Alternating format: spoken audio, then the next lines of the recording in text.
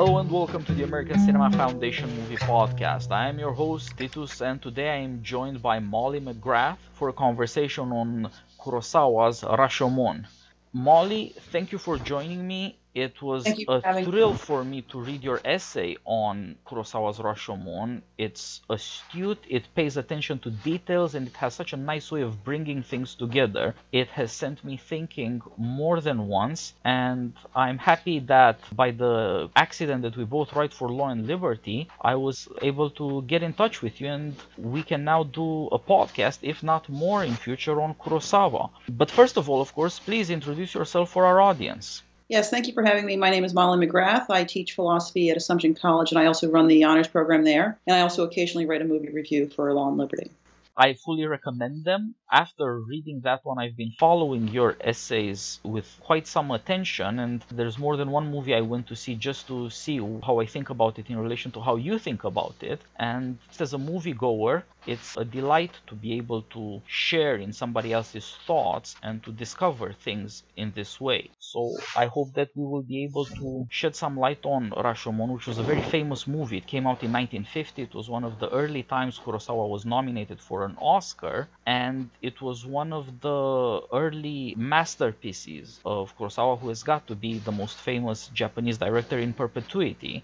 A man who meant to Japan more or less what John Ford meant to American movies, if not even more, since the Western, although it was the national myth and the source of TV in the 50s and a very important genre for a long time, was not quite as important, since in Japan they had to reconstruct their ideas about justice almost, given the catastrophe of World War II from beginning to end, being that Japan was an aggressor, not merely a participant in the war, and defeated, and then the whole political system changed. So that's the political context in which Kurosawa's work should be understood, and we can talk about this at length in another time, say if we talk about Seven Samurai. Now, about Rashomon, please first lead us through the plot, and after the overview we'll try to explain why this is such a beautiful and at the same time insightful movie. Yes, it is truly one of my favorite movies. It's very difficult, what you've asked me to do, to summarize the plot. It's bizarrely structured and it's a very complicated plot. It starts with an opening scene in which two men, and then they're joined by a third, are sheltering themselves in this enormous gate, the Rashomon Gate. The southernmost gate leading into the city of Kyoto, which would have been the imperial capital. It's set in the 11th century, and this is a period of decline, and this terrible rain is falling down, and the men are lamenting how awful things are. They talk about earthquakes and famines and plagues, but then they say, this is worse than anything they've seen before. And what's the this? That leads us into what seems to be the plot of the movie, which is a rape and a murder that's happened out in the forest right outside the city. And we hear about the rape and the murder because there are two people who were there at the trial who are also there at the gate. So the three figures at the gate are the commoner, who shows up later. He's very cynical, the woodcutter, and the priest. And the woodcutter and the priest had some kind of testimony at the trial. They saw something relevant to the rape and the murder, and so they're asked to testify at the trial. And so they recount to the commoner what happened. And this happens in a series of stories. First, the woodcutter says what he saw, which was basically that he found the body. Then the priest talks about just seeing the couple, the samurai and his wife, in the forest before the murder. And then we see at the trial, the bandit tells his story. So the actual rape and the murder are recounted in the following three stories: the bandits, the wives, and the dead husbands. And we see their stories, and the main point is that they're all different. This is one of the reasons why there's a psychological phenomenon named after the movie Rashomon. The Rashomon Effect happens when multiple witnesses give sincere testimony of a single event, say a car crash or something, and all the testimony is different. And so it's really hard for us as viewers of the movie to tell what happened in the forest. It makes the film seem at least like a detective story. And lots of people think of it as a detective story. You're trying to put together clues and figure out who's lying and who's telling the truth. The commoner listens to all these stories and basically says everyone's a liar, everything is baloney, and there's no truth.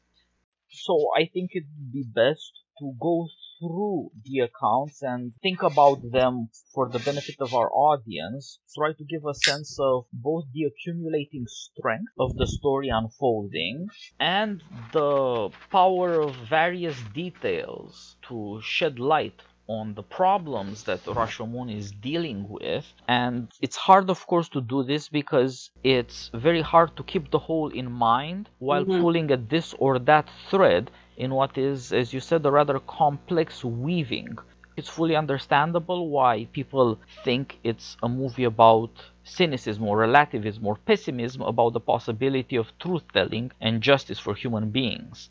Partly, of course, it's our experience that it's really, really hard to tell the truth and to have justice. But partly it's that people don't pay enough attention to the story. Rashomon is not simply life as somebody experiences it who's cynical or very sophisticated. It's a story crafted by a small number of people who were directed by Akira Kurosawa.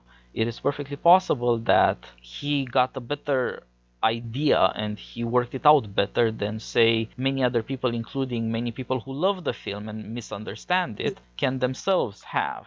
The purpose, of course, of having these conversations is to try to follow Kurosawa's guidance and to figure out what he is trying to say from the way in which he says it. As you pointed out, we start in a world that we quickly learn is in between two different places, the court of law and the forest. We start at this gate, which is a gate to the city or out of the city, and is therefore an ambiguous place, and which is also in disrepair, testifying to the disrepair of the times. It is a time of crisis, and far from inviting you into the city, this gate seems to be a ruin already, and to portend ruination.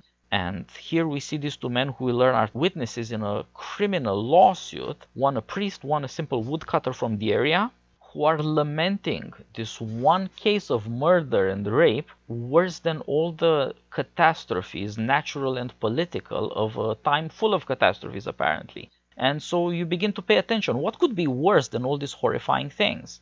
Why would a story where these people disagree on the details of these two crimes, rape and murder, count against far bigger, far more urgent and far scarier events? That's the first thing that attracts attention at a higher level than storytelling usually achieves. This is not merely a journalistic account. This is apparently going to involve the question of what is most fearful, or in what way the miscarriage of justice is the most terrible thing there is. This leads us to the lawsuit.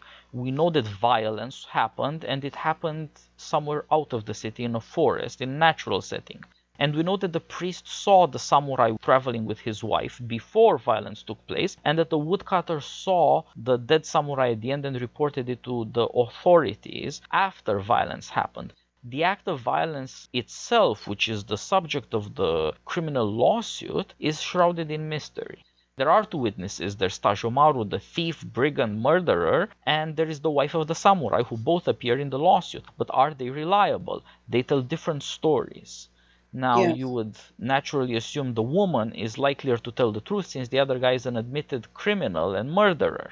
But it turns out to be not so simple. This is a crime we only see in relation to the stories that people tell, and people tell different stories, and why they tell those different stories really matters. And so let's try and work our way through the three stories told at the trial. We know in advance that this is a terrifying thing, that justice miscarried.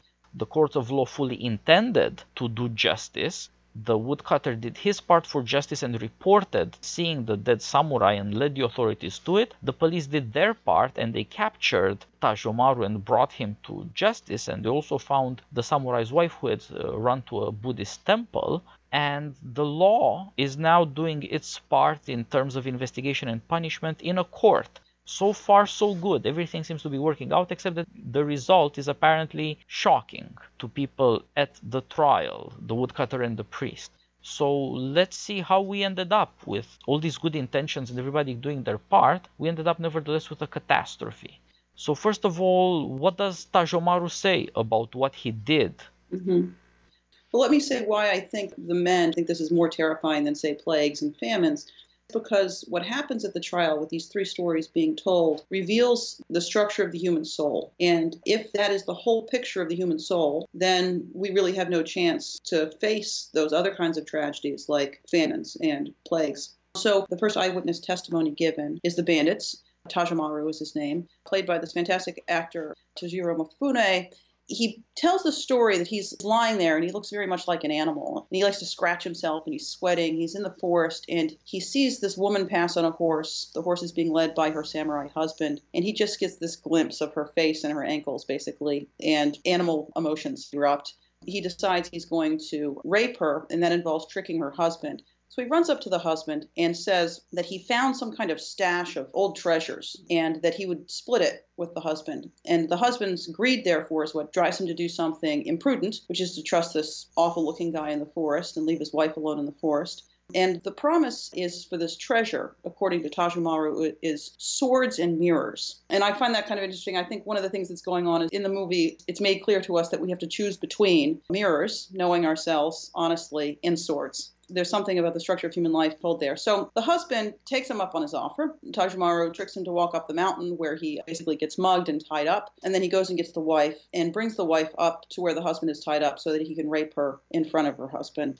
According to Tajamaru's story, she gives in. She can't resist his thuggish charm. You know, he's a real man. He's kind of a Don Juan of a bandit. So it's not really a rape in Tajamaru's story. What happens next is that they're going to run away together, except that the wife insists that they battle it out. It is too shameful for her to be known by two men. So one of them has to die and she'll go with the winner. They have a fantastic sword fight. They touch swords 23 times, he brags. It's a very noble fight, an honorable fight. And in the meantime, the wife has run away. The husband is now dead, and Tajamaru leaves and is later caught. So that's the first telling of the story. Following that, we get the wife's testimony. She is very sympathetic. She's sobbing. She's sad. She looks very weak. She's really doing her best to get the pity of the court, which isn't difficult. After all, her husband was just murdered and she was raped. According to her story, everything kind of happened at first in the same way as the bandit story, except that she did not consent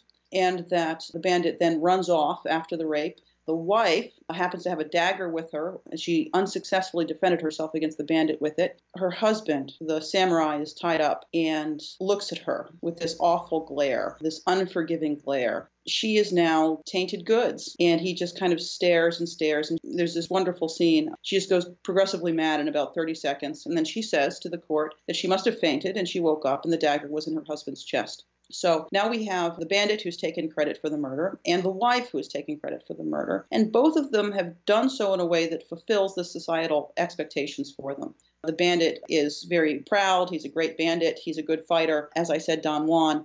The wife takes on the role of a passive victim. Even in killing her husband, she has some kind of agency there, but she does it almost unconsciously. So she's doing her best to save some face after this tragedy. Then we hear the husband's story, and I know the husband's supposed to be dead, right? So how do we hear his story?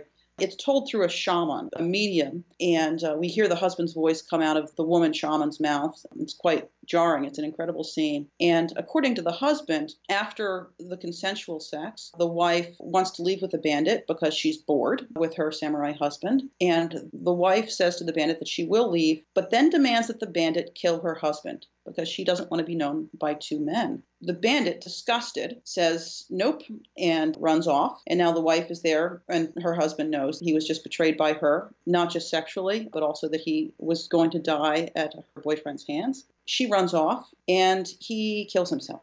And again, this is also fulfilling societal expectations. This is the honorable way for the samurai to end his life given what's just happened to him. So that's the eyewitness testimony we have, in which each of the three witnesses takes credit for the murder. Yeah, in these three consecutive accounts, we see a certain development of, as you put it, very astute remark. Every character giving testimony there talks to the court not as an individual human being, but as a social class, a representative of that class, and therefore in some sense excused in being known to be of the kind of that class. Everybody is hiding behind a certain public expectation of who they were. And this is one reason, perhaps even stronger than the fact that the stories differ, to doubt the veracity of each of the three witnesses to the crime. And what's more, there is reason to believe that they are all shown at their worst, but that they are all needful parties to society if things could be arranged otherwise, if this were not a time of crisis when the very possibility of human beings living together peacefully is jeopardized. Now, what starts with Tajamaru, as you well put it, is somebody steps up and says, might makes right. I killed the guy, we fought as men, I took his wife. That's what men do. She liked it, she knows what men do. Yeah, you're gonna kill me for it, like I killed that guy for what I wanted, but that's all there is to it. There is no justice, there is only might. And there is reason to say at first, why would Tajamaru lie, since he knows he's going to die and he's kind of cheerful about it? Well, it turns out that there is a certain story that Tajamaru has to believe in order to die cheerfully. The story of might makes right only makes sense if you have a kind of romantic adventuring view of life. They fought like devils, the woman loved him for his strength, he proved himself and was recognized for it.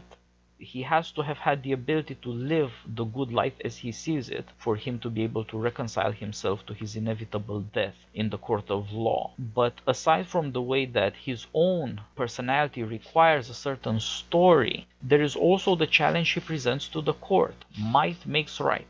The court can kill somebody, but it cannot persuade anybody that that is done with right. It is only done with might. When Tajamaru could, he killed. When the court can, they kill. And that would seem to reduce human beings to something comparable to the scenes we see told in story in the forest. Whoever can does even outrages, and whoever cannot do anything suffers whatever they must. That's a very bleak outlook on life, but it gathers plausibility in all times of crisis, we suspect. Whenever the civil peace breaks down, all of a sudden we see things that horrify, and the court seems to get in over its head. It's not just Tajamaru, we have it on the authority of the priest and the woodcutter, who are not involved in violence themselves except as spectators after or before the fact. And they too believe that the court reveals something that it could not properly deal with or resolve. Wanting to do justice to the dead samurai forces the court to find out the truth about what happened to him, but that truth may itself destroy the possibility of justice on which the court bases its claims to power. And this is what shows up in the first story. Yes, I think that there's a connection in the film between the very cynical skepticism that we are tempted to by the conflicting accounts and the might makes right view of the world, which is a moral nihilism, in which case, as you say, the court's attempt at justice becomes nonsense or at best another animal activity, just more killing, unless you can justify it according to a standard of morality. And that's threatened by the epistemological skepticism that there is no such thing as truth. And so I think what the movie does there in that central frame where there are three different accounts and it creates this mystery and you think we can't possibly know the truth, I think is what tempts us into a relativism about not just right and wrong or like what kind of yogurt you like or something like that, but a relativism about actually what exists and what's true. So the most popular interpretation of the film is as a relativist film. It's basically asserting the non-existence of reality. It's an expose on reality's failure to exist. The most important commentator on the film is this guy named Ritchie, and he's kind of Mr. Rashomon in some ways. And he says, well, there seems to be a mystery in the forest, but really there is no mystery. All the accounts are consistent once the viewer realizes that everyone has their own reality, that there is no objective reality, and that's the point of the film. He represents the vast majority of intellectuals in their view of what this film is doing. I think Ritchie is falling into a temptation, which Kurosawa knows is there, towards a relativism, but without allowing the film to speak about relativism. He just thinks it's asserting relativism. But in fact, what the movie is doing is trying to show us the connection between that kind of relativism, throwing up your hands at the possibility of knowing anything at all, of knowing a common world together, connecting that to the impossibility of living in a common world together, and the reduction of, as you said, right to might, the reduction of all justice to mere power plays, so that the epistemological relativism leads directly to a moral nihilism. Yeah, and you're right that Kurosawa wants to describe very accurately how this temptation emerges and why it's such a problem. And so after the he says of Tajamaru comes the she says of the samurai's wife. They are the only people left alive of this moment of violence, of this atrocity, and you would expect the second testimony to reestablish justice by truth-telling. The woman is going to tell the truth about what happened, everybody's going to realize it, we can work things out that way. Happily, there is a witness, she's a victim, respectable woman, her husband was murdered, it's going to be at least found out in a court of law. Nobody can bring the dead husband to life, but honor can be done to him in justice in death, and also to the woman. But there are problems there. First of all, the woman didn't go to the authorities at any point. She ran away to a temple. Then her testimony suggests that her husband was not a good guy after all. He was a victim of Tajamaru, but he was also a very bad man. Seeing his wife outraged led him to treat her as if she didn't even exist, as though the insult she and he suffered called forth a kind of infinite retaliation. He's not simply outraged at Tajamaru or looking for revenge. Everything surrounding that moment of violence and his own defeat is supposed to be annihilated. He thinks she is as contemptible as the crime itself. And that shows one reason why it's so hard to do justice. The victims of injustice can end up looking tainted because of our notions of respectability and the way respectability turns our sense of shame into this channel. The husband who knows his wife was outraged is nevertheless going to hold her accountable for it. That would seem to come out of a certain desire to avoid one's own vulnerability or powerlessness. There is nothing the husband can do to Tajamaru, much less to go back in time and prevent the outrage from happening. But he can pretend in a certain sense that it is all and nothing, that his wife is no longer his wife, that their marriage is no longer a marriage, that everything that tied him to her is dead. And the wife reacts to this because she understands what her husband is doing, and so she kills him. It is nothingness that he wants, but he blames her for his problems. Here we see where respectability and innocence stand to one another. From the point of view of the first story, human beings are just like any other animal in the forest. From the point of view of Tajamaru, strong men take the women of weak men, and that's all there is to it. Something like the law surrounding marriage, which gives authority to jealousy and to shame, for example, and sets boundaries to conduct, that doesn't exist in the forest. From the point of view of Tajamaru, he only acted naturally like any other animal would. If anybody is crazy, it's the court of law that is crazy, that goes around killing people for being natural. In the second story, we see something else. It's not that the court of law and all the laws, for example, the laws around marriage and the laws that protect us from criminals, it's not that they're all vindicated or reinforced. It's that the marriage implodes internally rather than externally. It is the husband turning against the wife that causes her in return to kill him. There is some vulnerability within the institutions of the laws of our way of life, the things we believe in, to go on with life. They themselves are vulnerable, and in a moment of crisis, we can turn to each other as enemies, like the husband and wife do in this story. And her refuge in the Buddhist temple, I think, is symptomatic of that.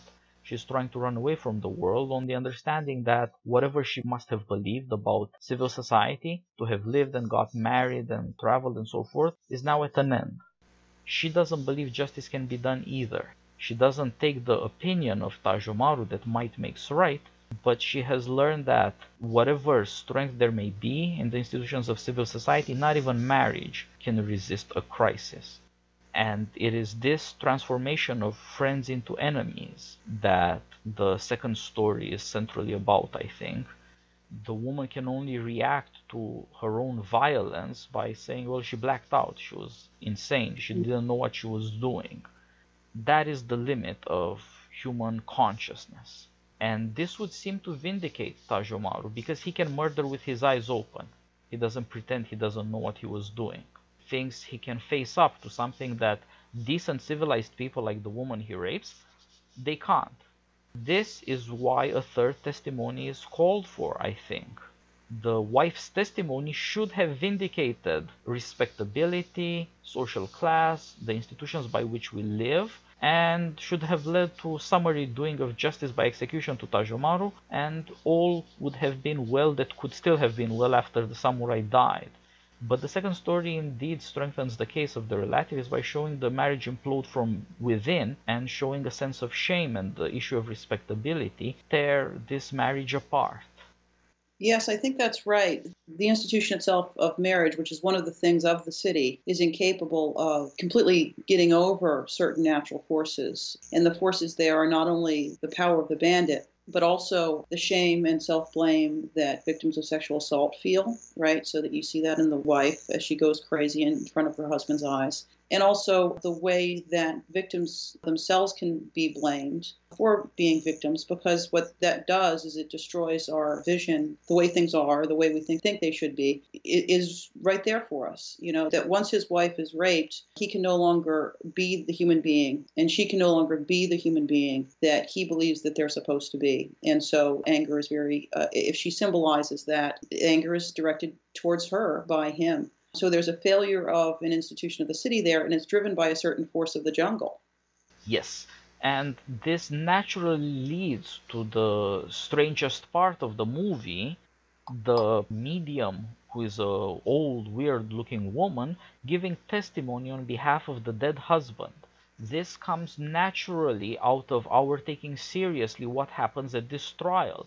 You see what the brazen murderer is saying. You hope and believe that the woman's testimony must clear everything up and set things right, and what the woman lacks by way of strength to right wrong, that the court will provide, if but she tell a truth that is compatible with our expectations. But instead of making things better, her testimony makes things worse. So we hope desperately, if only the only other witness to the crime could speak. If only the dead could speak, then we would have justice. Surely then, because all the victims in this world want to be revenged, want to get justice for the injustice they have suffered. If there is anybody who wants to right wrongs, it's surely those who have suffered them, and above all the dead. So we get the testimony of the dead samurai, but this again, instead of making things better, it makes them worse. You could say, well, the savage is a savage, and the woman, well, she was weak. On her own account, she went mad. But surely the samurai, there is a man of honor, there is a serious man, and even if defeated, he cannot have been morally destroyed. It is one thing to lose a fight, it is another thing to lose your human dignity. Surely he will want to have that human dignity restored officially, publicly, in a court of justice with the authority of the city on his behalf. And nevertheless, this fails to happen. The husband's story leads to his own death by suicide because he could not countenance the betrayal of his wife. And we see here that both Tajamaru and the samurai are agreed on the fact that the wife consented to rape. And this would seem to fulfill the distinction between men and women as observed in Japanese society. We see also that Tajamaru and the husband to some extent are agreed on the fact that they fought honorably, or that this is what men do. So again, instead of getting the facts of the case, so to speak, we get the social expectations, the conventions of Japan. This is how men behave, this is how women behave, and this is the story we are told. And again, the fact that we have recourse to conventions as opposed to being told the truth makes it impossible to carry out justice. And here we begin to see why the woodcutter and the priest are so perplexed and terrified, and why they think a simple miscarriage of justice in this one particular case could be something more horrifying than all the political and natural catastrophes of this world. If an earthquake happens, you don't have to lose your faith in human dignity. If a war happens, you could still believe that being human is good and special, but of course, sometimes bad things happen. There are bad people in the world. That doesn't mean there are no good people, that there are no good cities or countries. But if this should happen, that not even the dead can get justice for themselves, not even then is justice possible, then it would seem like the entire basis of civil society or of politics or of justice and morality is shattered. So again, it is not hard to see why people inclined to cynicism or relativism would take this as great evidence for a point of view that they already have embraced, and indeed a more beautiful confirmation, since it is done in the stages of paroxysm that come to a heading when even the dead abandon justice. So one of the things they're after in the court is supposed to be a convention in order to serve something that's not merely conventional, which is justice. And the appeal to the samurai's testimony is supposed to enable them to do that. But it's exactly his conformity to convention in his own tale that prevents the convention in the city from reaching its fulfillment in justice, because he can't be a samurai and be the one who is beaten in a first fight by the bandit, then have his wife raped in front of him, or have her betray him consensually, and then again be killed by either a woman, according to her story, or according to a bandit. He's supposed to be a symbol of nobility and strength, and yet all he can do in the end is kill himself. The very conventions of nobility in that society prevent the conventions to reach real nobility, which would be justice. Yeah, and this brings up the question of honor, which has been developing throughout the story. The savage has a sense of honor in accordance with nature. Man may be merely another savage beast among savage beasts, but that does not deny man his powers, and in fact, the full fruition of those powers in Tajamaru himself, from his point of view, is honorable. He is proud of the way he has lived. Now, in the case of the woman, honor looks different, but she too upholds a sense of honor. And now with her husband, the samurai, we come to the high pitch of honor as Japan understands it. And it self-destructs. The samurai could have given testimony in court if he had not committed suicide, which is what the dead samurai says through the medium. There's a contradiction there. But of course, he was supposed to commit suicide for the sake of honor. That is itself an assertion of human dignity, the opinion that there is a fate worse than death, that some forms of life are not worth living, that it is better to die with dignity than live without it. That is a strange but a genuine assertion of human dignity. And nevertheless, it fails to do justice. That is a very serious admission on the part of Kurosawa that the life of honor is not simply conducive to justice, and that it is not capable by itself to answer to the crisis of justice that this story brings up. Of course, that corresponds to our practice. It's not just, say, the history of Japan. There was a certain sense of honor that guided Japanese aggression in the lead up to World War II. The Japanese prided themselves on honor in a way none of the other combatants did, which may have something to do with the horrifying rates of attrition. Now, aside from that, samurai, of course, and then that tradition in Japanese society is tied up with honor in an inextricable way that culminates in the act of voluntary suicide, which we also know, say, from Roman aristocrats who also believed that there is a fate worse than death. And therefore, in some cases, a man should be willing to commit suicide rather than live with indignity. Nevertheless, we know from history that decent, honorable societies self-destruct. Some commentators have interpreted the film as a post-World War II Japanese reflection on the war. And I don't think that's at all exhaustive of the film, but I do think that there's something to that. And you can see, well, what happened here? Were we pure victims? What happened to our sense of nobility here? Was the fault of this samurai heritage, the way we think of that, or is the fault that we were acting like bandits? And I think one of the things that the movie can do, if it's interpreted that way, is it comes to a kind of conclusion of like that the blame game might not be the way to do the reflection after the war. Instead, they have to do something more creative, which is what the movie then moves to. Given the failure of us to come to a definitive conclusion in the court of law about whether it was rape or consensual and who murdered the samurai, the movie then moves on to other material, which I think gives us a more positive vision of human life. And so we go out of the courtroom and back to the scene with the priest and woodcutter thinking about their experience in the courtroom and telling the commoner there what they witnessed and why they are so puzzled about it. And this fifth sequence in the movie is supposed to be the way to think through, when once you have realized just how bad the crisis of justice is, what there might be that you can do and understand in order to ground justice as something different than a delusion or might makes right. Yes, they move on to another telling of the story by the woodcutter. So the commoner sniffs out the woodcutter knows more than he admitted to during the trial. And the woodcutter gives the excuse that he just doesn't want to get involved. Why didn't he tell the court more? He doesn't want to get involved. So we're prone to like the woodcutter. He seems shy, otherwise like a good guy.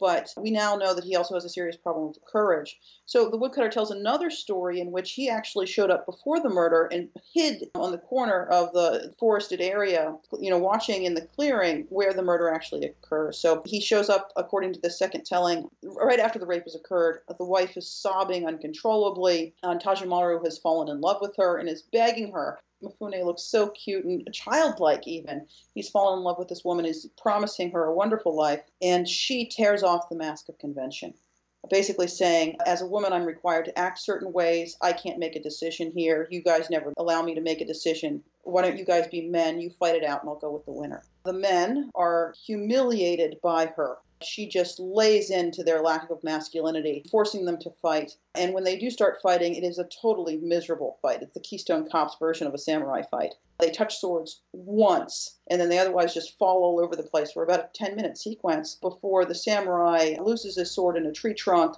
and just kind of squirms around until finally Tajamaru, shaking with fear, kills him.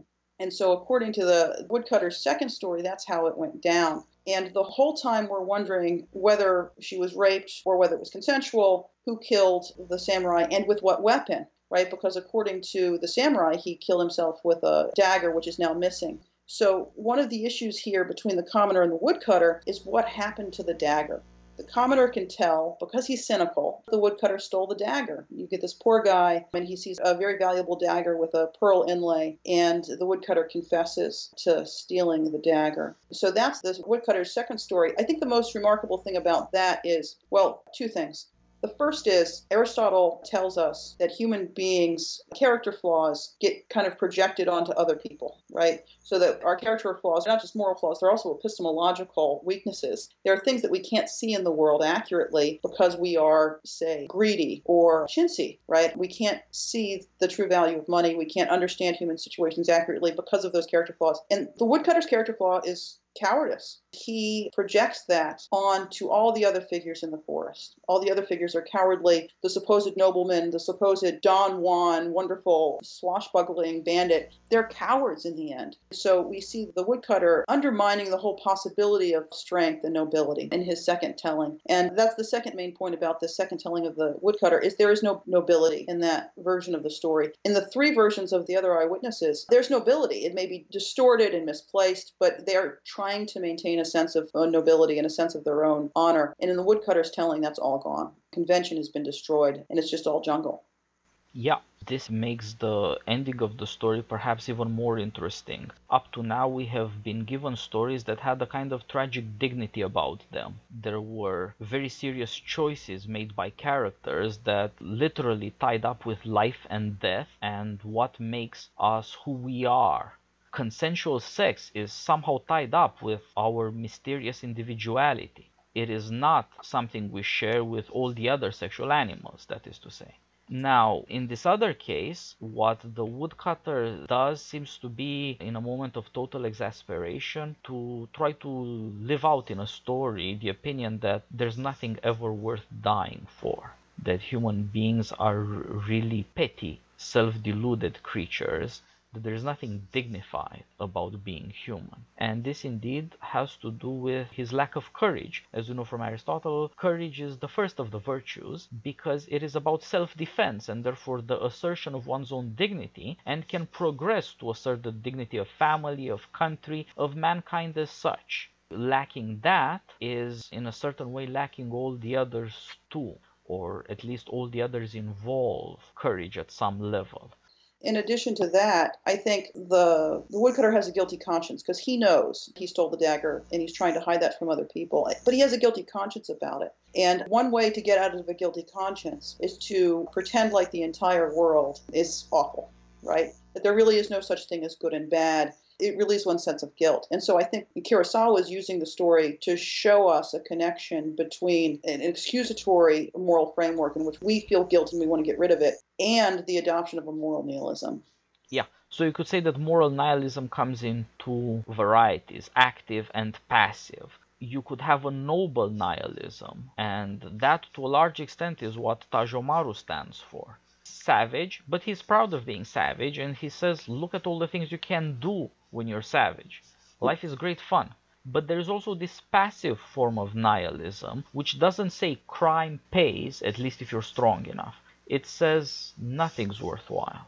And they correspond to different personality types and different situations, but they do have a certain core in common. What's important is that the woodcutter here is a substitute for the audience, as he seems to be throughout. He is the common man without great virtues, but whose expectations of society propping up his personal weakness can be disappointed and lead him into desperation.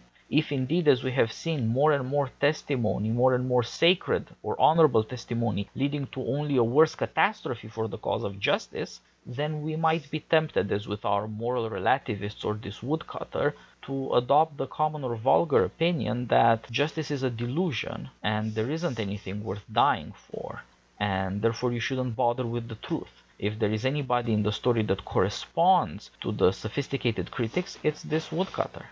Can I slightly disagree with that? I think the woodcutter represents a common human being who's torn between recognizing nobility and falling into the commoner's view. So the commoner, I think, represents more the moral nihilistic view. He just whole hog buys it, and he states it. There's no such thing as truth. Everyone's a liar. Everyone's out for themselves. Life is about taking what you can. And the woodcutter seems to be us in the film, in which we have to decide whether or not we're going to go that way. Are we going to fully buy what the commoner says?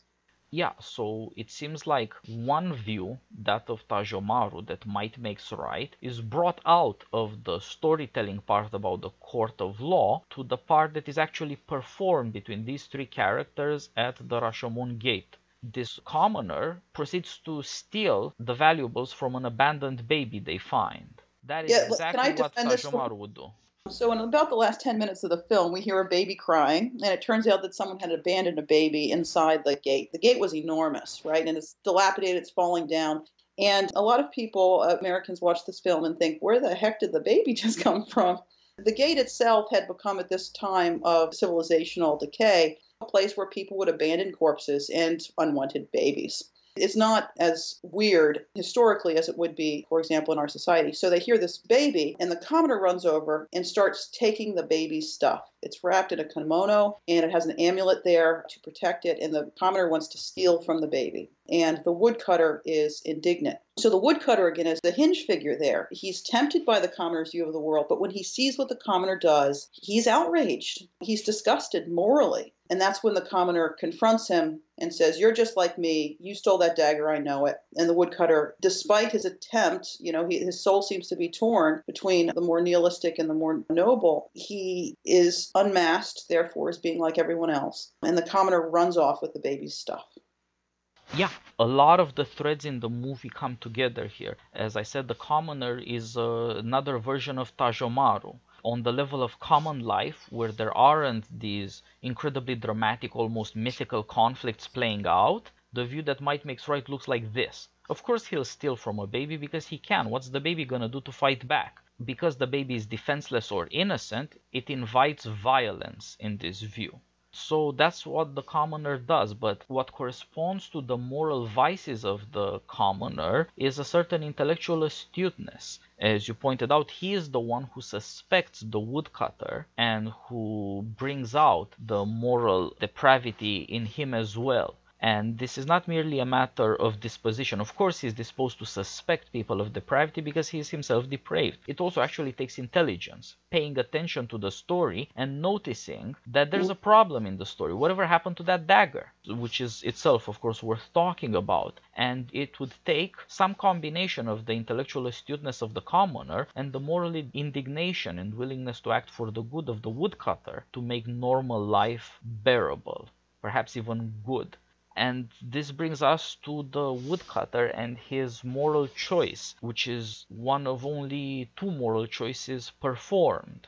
We see the commoner who chooses to steal from the baby, and then the woodcutter who chooses to adopt the baby in his own large and already poor family.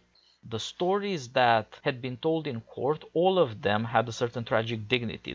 The story that the woodcutter told about the ridiculous fight is essentially comical, but it betrays a desperate view of the world. At that point, the woodcutter was willing to suggest that there's nothing worth acting for. There's no real ground of conflict, but conflict is inevitable. Men are fated to misery, to treating each other like beasts or worse, and there's nothing that you can do or that's worth doing about that. That would seem to be his idea. Now, when he is confronted with the fact of violence to the innocent, he reacts very differently. He is outraged by the commoner even though he feels powerless to stop him because he has no virtues that would allow him to be proud of himself and to stop somebody robbing a child. But morally, he knows that the child is a human being, like his own children are human beings, other than himself, and nevertheless worth his sacrifice and worth his benevolence. He is the only character in the movie willing to do good things for somebody else than himself. This has a certain intellectual implication. The view that might makes right, the view of Tajamaru or the commoner, implies that there is some standard of right, that people need good things and one has a right to get good things for oneself. Whether one has the ability is somewhat more doubtful, but the strong at least can get the good things that are indeed needed by human beings. The problem with that view is that it does not acknowledge that there are other human beings as well, and that their needs have the same status. If other human beings are also needy, like even the strong are, then they really do have identity of nature, and it's not clear what the ground of war of all against all might be. The strong don't really need to wipe out the weak, do they? If necessity doesn't prompt them, there's no justification for it. Now, in the case of the woodcutter, he accepts that other people have claims on him, that he's supposed to do right by his own children, and he might do right by this child as well, because it could be his since nobody else claims it. It's an abandoned child, and therefore one could adopt it. And in adopting a child that is a stranger, he goes beyond what is due to himself, what is due to his wife or his own children. He goes beyond love of his own things in doing something good at some cost to himself for somebody else. So whatever the intellectual deficiencies of the woodcutter, he is morally sound. After learning that even the woodcutter is corrupt, the priest is depressed even more than his Buddhist self would suggest. And he's even afraid that the woodcutter might want to harm the child just like the commoner had. And the woodcutter explains himself and says, already have a large family, I'm already poor, this is not going to make anything worse. I'll take the child. The priest himself, of course, doesn't think about taking the child. It is still possible to save family, even in a society that's falling apart. As you pointed out to me, the commoner doesn't just steal things from the baby. Throughout the movie, he's busy breaking whatever left of the gate apart to burn it for heat. He's literally bringing civilization down. Yes, tears it down for his own comfort. Versus the woodcutter whose profession is to go into the forest, go into the wild, go into nature, and take from nature something that human beings can use. Yes, of course, these are artfully chosen opposites. The man who breaks down wood that has been fashioned into needful dwellings and works of art, and on the other hand, the man who brings new material out of which to fashion the things needed for human dwelling, even though he himself is a woodcutter, he is not the architect of the gate or the ruler of the city, but he is somebody that any ruler will need. He is part of any good system of rule, both because of his occupation, which is typical of the working classes. That is to say, making nature more amenable to human dwelling by arts and sciences. And because of his moral standing as a father. He understands what it means for somebody else to need you and for you to have obligations to that needy or vulnerable or weak being. That's a basis of a sounder society. If people were inclined to build up that gate and the city rather than to tear it down, this is one necessary thing. And so we see elements of rule corrupted by human corruption in the court of justice, and we see the honor required for ruling classes and martial virtues like that of the samurai being corrupted. But there is also an affirmation of the lowlier virtues of poorer people, of commoners, in the case of the woodcutter. there is still a ground in work and in family for a more reasonable understanding of human community or dwelling or living together. That is far more hopeful than most people seem to take the movie as being.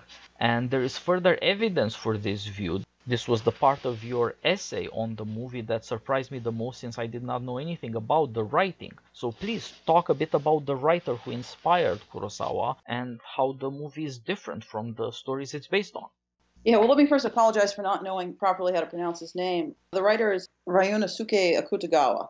He wrote two stories that are relevant here. One is called In a Grove, and the other is called Rashomon. And if you read the commentators on this, they basically say that the movie is based on In a Grove, and that all that Kurosawa takes from the other story is the title Rashomon. I read the stories. I don't think that's true. The key stuff that happens in the forest and the courtyard are from the story In a Grove. And if you think that that's the core of the movie, then you're going to think that that's all taken from that particular story. But the movie isn't really about what happens in the forest or even in the courtyard. He's trying to get us to reflect on the relationship between epistemological relativism and moral nihilism, I think. What Kurosawa does, in fact, is he takes the story from In a Grove and he makes that the center plot element, and then he puts an outer frame. The priest, the woodcutter, and the commoner talking to each other at the Rashomon gate itself is completely invented by Kurosawa. And in the movie, the stuff from In a Grove stops right after the husband's story. So the woodcutter's second storytelling, plus the baby and the adoption of the baby, that's all Kurosawa's invention. I think what's going on, therefore, is much more about that outer frame, the conversation itself, and what we're going to take the moral implications to be of the awfulness that we see in the forest and in the courtyard.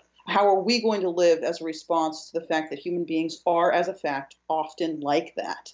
So in Akutagawa's story, Rashomon, it's not implausible to say that the movie's not based on it at all, because there are only two characters in the story, and neither of them appear in the movie. The story, it's very short, it's beautiful, it's worth reading, it's only a few pages long. It has two characters. It starts with a samurai servant. He's just been fired, and he's sitting at the Rashomon gate, depressed, knowing that he has to choose between becoming a thief and starving. He goes up to sleep in the Rashomon gate because it's raining, and he comes across this old haggish woman who is in a room full of corpses, stealing hair from one of the corpses. And the guy who had basically just decided to become a thief is just morally outraged. And so again, a vision of ugliness prompts this man to have some kind of sense of nobility all of a sudden. Just as in Kurosawa's film, the commoner's action towards the baby is what prompts the thieving woodcutter to respond viscerally to the evil he just saw.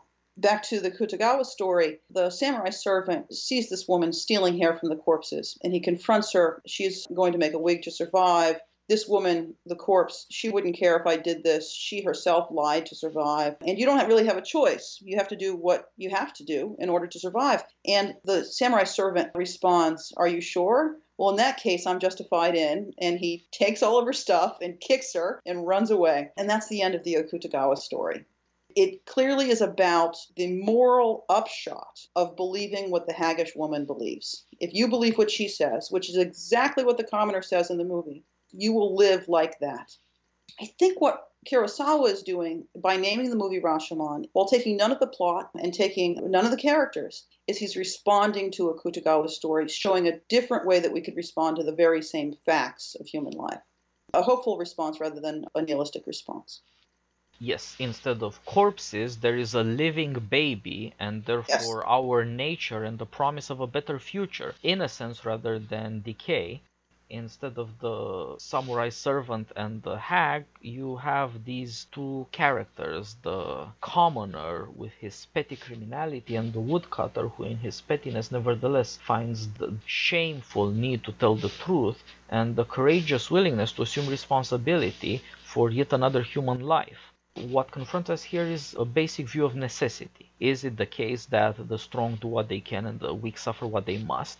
That necessity forces everybody into violence, some by inflicting it and others by incurring it? Or is there anything in human beings that can rise above necessity and, in a courageous act of asserting dignity, take responsibility for other people as though it wasn't hard enough to take care of oneself, which is what the woodcutter does? And I think you're right here, and this is what I found especially delightful in your essay. You pay attention to everything that happens in the movie, not just things you might like or might be striking. And it seems like it is a deeply rewarding activity in as much as it makes for such a richer understanding of the movie than is otherwise available in criticism. And I hope that our audience is also persuaded to watch this movie and watch it again, to pay attention to the way it builds up and to the moral seriousness with which it orchestrates our natural emotions, our own moral responses to this horror, and the way it leads to this confrontation. Are we supposed to look in horror on a nature and the necessity that make us into monsters? Or are we supposed to react with a renewed understanding of our dignity as taking responsibility for others even when things are hard on ourselves? That, I think, makes for a far more serious work, both morally and intellectually.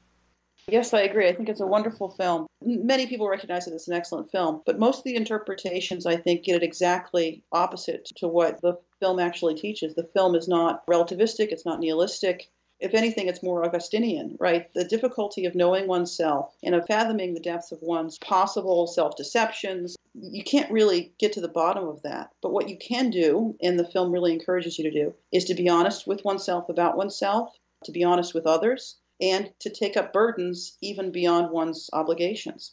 I think in the end, as the woodcutter walks away with the baby, the sun comes out. You know, the rain has stopped and the sun comes out. I think Kurosawa was saying that's the only hope we have. Yes, and I would say that he puts some power into saying that there is a reason for that hope. Partly, as you pointed out, many people profess to believe that really might makes right or language is power, but they don't live out that conviction really. And that's why we don't live in chaos and anarchy. But Kurosawa doesn't stop at that. He orchestrates this rather dangerous story about the collapse of justice in order to show something of a response to it. I say it's a dangerous story because, as we see from so much criticism and people who love the movie, they agree with people who might hate the movie as saying that, yeah, it teaches you injustice. It teaches you that the only thing there is everybody's a liar. But that's not paying attention either to Kurosawa or to his movie, because Kurosawa does offer escape from the inevitable limits of each man's experience with his virtues and vices that, as you said, color the way he sees things and what he is willing to face.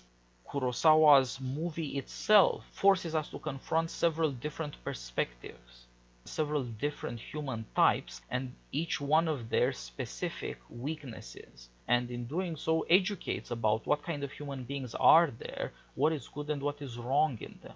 He doesn't merely present people at their worst. In the case of the woodcutter, he also presents somebody at his best, and therefore suggests again this possibility of self-improvement or being one's best.